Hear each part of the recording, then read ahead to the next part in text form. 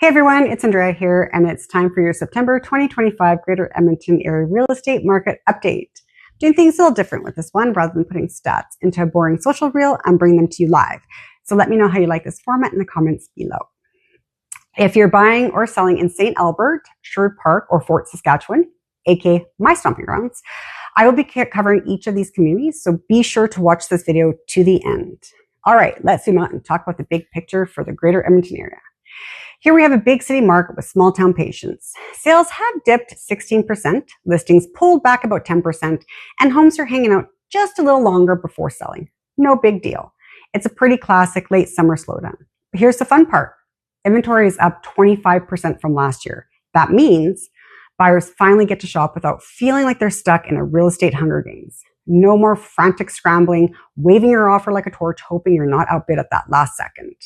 And prices still solid.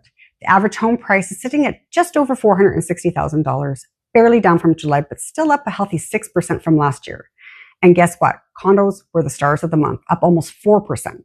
So if you've been secretly side-eyeing high-rises and longing for low-maintenance home ownership, you're not the only one. Apparently, condo living just might be trending. Now let's talk about Sherwood Park, the biggest hamlet in Alberta, because we all know bigger is always better. This charming community is basically Who Wants to Be a Millionaire, except the real question is, will this house fit my Escalade, my Range Rover, and my NHL protege's hockey gear? Most of the time, yes, and your neighbors will definitely nod in approval. There are 361 homes for sale, 180 new listings, so plenty of options if you're navigating the world of triple car garages, bonus rooms, and hockey carpool logistics. Homes are averaging 42 days on the market, giving buyers just enough time to dream about their executive home with a bonus room. Prices dipped slightly to about $521,000, but don't worry, your deck, gourmet kitchen, and walk-in pantry still scream, I belong in the Sherwood Park carpool lane. And with 28 price reductions, savvy buyers can swoop in to snag their chance at living that executive dream. Moving on to Edmonton's bougie little cousin, St. Albert, the suburb that likes to pretend it's low-key sophisticated while quietly outpricing the rest of Edmonton area.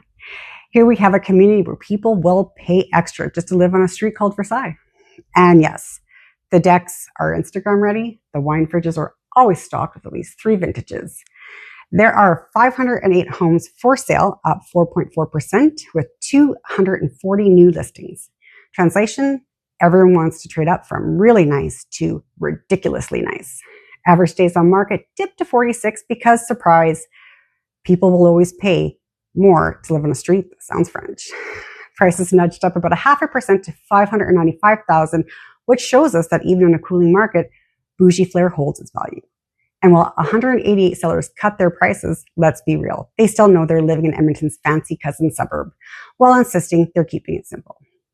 Last but not least, we have Fort Saskatchewan, where small town charm meets big truck bravado. Carhartt and Browning are basically formal wear, and that oversized garage is non-negotiable. Right now, there are 258 homes for sale with 94 new listings. Translation, plenty of options for your jacked up truck, snowmobiles, and that shiny new wake setter you picked up with that overtime you earned working that shutdown at Shell over the winter. Homes are averaging 51 days on market, but no one's panicking because let's be honest, when you can drive across the entire town before your double-double gets cold, you're not exactly in a rush.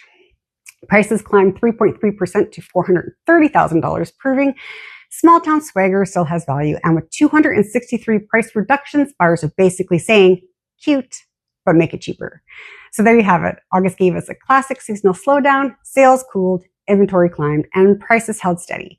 Buyers can finally shop without feeling like they're in a reality game show, and sellers are still cashing in on solid gains. So as always, we are keeping it real with Andrea, and that was your no BS market update.